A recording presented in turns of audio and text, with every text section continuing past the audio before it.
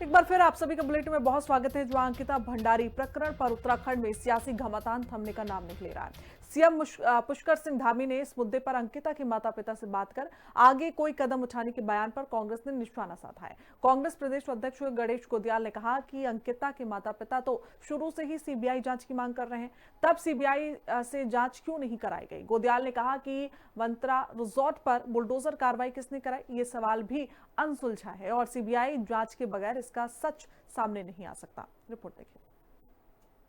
अंकिता हत्याकांड पर जारी सियासी बवाल, सीबीआई जांच ही खोलेगी राज, बोले गोदियाल। पीसीसी अध्यक्ष पर महेंद्र भट्ट का हमला जवाबी, अंकिता की आत्मा का कांग्रेस अपमान कर रही। उत्तराखंड में अंकिता भंडारी हत्या मामले पर बवाल जारी है। इस मामले की सीबीआई जांच की मांग पर सीएम पुष्कर सिंह धामी ने सरकार का स्टैंड साफ किया है। मुख्यमंत्री ने कहा है कि सरकार किसी भी जांच से पीछे नहीं हट रही और वो खुद अंकिता के माता पिता से इस संबंध में बात करेंगे और अंकिता के माता पिता जैसा चाहेंगे सरकार उसके अनुसार आगे कदम उठाएगी। वहीं सीएम धामी के बयान पर कांग्रेस प्रदेश अध्यक्ष गणेश गोदियाल ने निशाना साधा है। गणेश गोदियाल ने कहा है कि अंकिता के माता पिता तो शुरू से ही इस मामले में न्याय के लिए सीबीआई जांच की मांग करते रहे, लेकिन सरकार ने तब सीबीआई जांच क्यों नहीं कराई। गणेश गोदियाल ने कहा कि मुख्यमंत्री ने इस सवाल का भी जवाब नहीं दिया कि अंकिता जिस वनांतरा रिजॉर्ट में रहती थी, वहां उसके कमरे को बुलडोजर से ढाकर किसने सबूत नष्ट कराए। गोदियाल ने कहा कि अंकिता मर्डर केस का रहस्य बगैर सीबीआई जांच के सामने आ ही नहीं सकता। वहीं कांग्रेस प्रदेश अध्यक्ष के बयान पर बीजेपी प्रदेश अध्यक्ष महेंद्र भट्ट ने तीखी प्रतिक्रिया दी है। महेंद्र भट्ट ने कहा है कि धामी सरकार इस मुद्दे पर जो भी कदम उठा रही है, कांग्रेस उसे गलत दिशा में भटकाने की कोशिश कर रही है, लेकिन कांग्रेस की ये कोशिश सफल नहीं होने वाली। महेंद्र भट्ट ने कहा कि कांग्रेस ऐसा करके अंकिता की आत्मा का अपमान कर रही है। मैंने उन्हें एक प्रश्नावली सौंपी थी जिसका उत्तर आज तक नहीं मिला। हमने ये कहा था कि सबसे पहली बात कि क्या एसआईटी ने इस बात की जांच की कि मुख्यमंत्री जी ने उस कमरे को तोड़ने के आदेश दिए थे, तो एसआईटी ने क्या उनसे पूछताछ की है? आज तक इसका जवाब नहीं मिला। और पूरे इस मर्डर मिस्ट्री की जो गुत्थी है वो उस कमरे के इर्द गिर्द घूमती है। जब तक उस कमरे को तोड़ने के ऑर्डर देने वाले के मंसूबे पता न चलें, तब तक ये मर्डर मिस्ट्री सुलझ नहीं सकती। मुद्दा तो कभी भटकना नहीं है। दूध का दूध पानी का पानी होगा। और जो बात मैं पहले दिन कही थी कि उस मृत आत्मा को अपमानित करने का काम कांग्रेस कर रही है, मैं आज इसको और बलपूर्वक कह सकता हूं। कल मुख्यमंत्री स्पष्ट रूप से कह दिया है, उनके माँ बाप जो जांच चाहेंगे हम उस जांच को कराने के तैयार हैं। अंकिता भंडारी हत्या मामले में सीएम पुष्कर सिंह धामी के अंकिता के माता पिता से बात कर सीबीआई जांच पर फैसला लेने के बयान के बावजूद कांग्रेस को सरकार की मंशा पर भरोसा नहीं। पीसीसी अध्यक्ष वनांतरा रिजॉर्ट के कमरे पर बुलडोजर कार्रवाई के पीछे कौन रहा और अंकिता की चैट में किस वीआईपी का जिक्र किया गया था, इसके खुलासे के लिए सीबीआई जांच की मांग पर अड़े हुए हैं। अब देखना होगा कि सरकार अंकिता हत्याकांड की सीबीआई जांच पर जल्दी फैसला लेती है या इस मामले पर उत्तराखंड में मचा घमासान और जोर पकड़ता है। देहरादून से संवाददाता दीपिका भंडारी और शुभांगी भट्ट के साथ ब्यूरो रिपोर्ट, हिंदी खबर।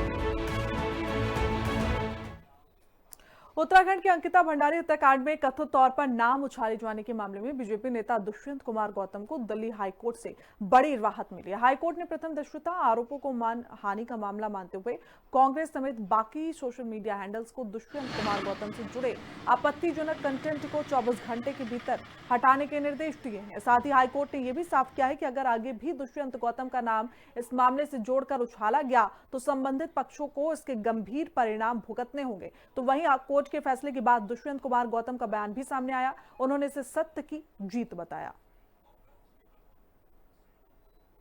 सत्यमेव जयते, अंत में सत्य की ही जीत होती है। जिस प्रकार से खड़गे जी की पार्टी, कांग्रेस पार्टी, केजरीवाल जी की पार्टी, आम पार्टी के लोगों द्वारा मेरे विरोध में एक षड्यंत्र के तहत अनेकों वीडियो डाली गई, विरोध किया गया। आज मैं कोर्ट का बहुत बहुत धन्यवाद करता हूं। उन्होंने पहले ही देश दिया इन सबका सोशल मीडिया और ये नहीं हटा तो मेटा गूगल सबसे पोस्टें हटाई जाए। ये हमारी सबसे बड़ी जीत है कि हमने जो तथ्य रखे हैं उससे साफ साफ जाहिर होता है। The Honorable High Court in the matter of Shri Dushyant Gautam ji has given directions to various defendants, mainly one Miss Urmila, the Indian National Congress through its President Mallikarjun Kharge, Aam Aadmi Party through its convener Arvind Kejriwal, to immediately remove the malicious defamatory posts that the official social media handles of the Congress Party, the Aam Aadmi Party, one Miss Urmila has been posting, which are without any facts, without any basis, and they are posted basically to indulge in cheap petty politics.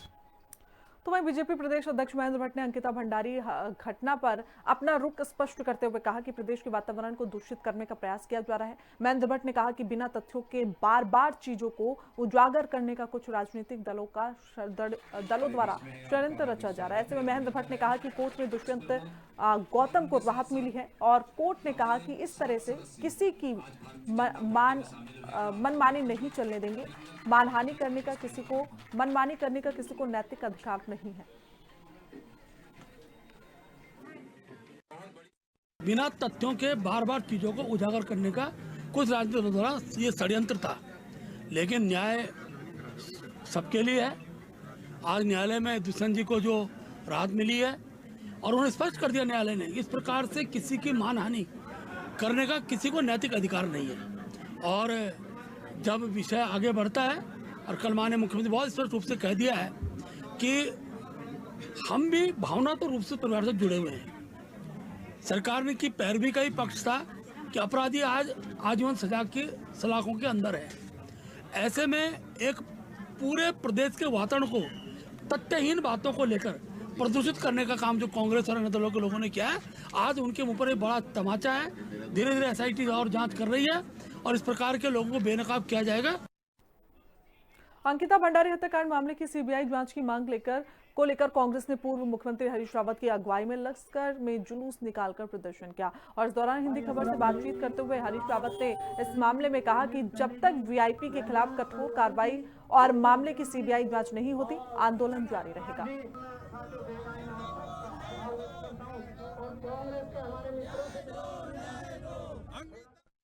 हमारे साथ में पूर्व मुख्यमंत्री हरीश रावत जो आज लक्सर नगर में इस पूरे जुलूस का नेतृत्व कर रहे हैं, उनसे बात कर। और लहसुन देखो आज ऐसे सूख रहा है, ये नीचे से कीड़ा खा रहा है इसको। लहसुन भी हमारा बिल्कुल ही खत्म हो चुका है ना। अभी आप लगा लो नुकसान क्या हुआ, सारा ही नुकसान हो चुका है, कुछ ही नहीं है इस बार ना। इस बार तो कुछ हुआ ही नहीं कहीं पे खेती। आप देख लो, अब तुम लोग खुद देख लो इसको। ये 1 दिसंबर मेरे को लग रहा है जिसमें कि हमें बारिश इस बार बिल्कुल देखने को नहीं मिली। मैंने तो देखा ही नहीं, 1 साल से मैं बारिश का एक बूंद नहीं देख रहा हूँ अभी। तो वही कोहरे की चादर में लिपटी धर्मनगरी हरिद्वार में गंगा के घाटों पर बड़ी ठिठुरन, हर की पैड़ी पर भी छाया रहा घना कोहरा। ऐसे में ठंड से आम लोग ठिठुरते हुए नजर आ रहे हैं। श्रद्धालु वहां पर ठिठुर रहे हैं। शीतलहर ने लोगों की परेशानी बढ़ा दी है। तो बड़ी अपडेट इस वक्त हम आप तक साझा कर रहे हैं, जहां हरिद्वार में ठंड बेहद पड़ रही है। ऐसे में हर की पौड़ी की बात करें तो वहां पर घना कोहरा छाया रहा। बड़ी जानकारी आ रही, ठंड से आम लोग और श्रद्धालु ठिठुरते हुए नजर आ रहे हैं। बताते चले कि शीतलहर की वजह से लोगों की परेशानी वहां पर बढ़ती हुई नजर आ रही है। और इसी के साथ बुलेटिन में बस इतना ही। फौरन लौटूंगी कुछ और खबरों के साथ। वक्त एक छोटे से ब्रेक का। देखते रहिए हिंदी खबर। नमस्कार।